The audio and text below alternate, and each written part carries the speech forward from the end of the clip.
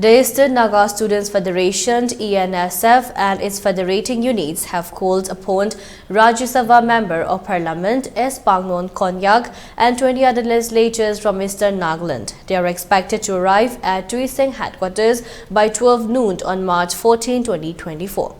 Furthermore, ENSF has instructed all officials from frontal organizations, tribal bodies and the Eastern Nagaland People's Organizations (ENPO) stationed at Tuensang to refrain from returning to their respective tribal headquarters until elected representatives have arrived at Tuensang.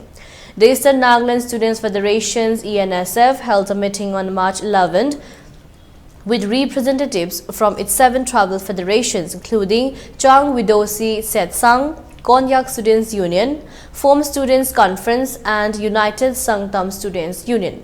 The purpose of the meeting was to discuss the Eastern Nagaland People's Organizations (ENPO) official endorsement allowing the federation and its federating units to monitor the ongoing public emergency in relation to the demand for frontier Nagaland territory.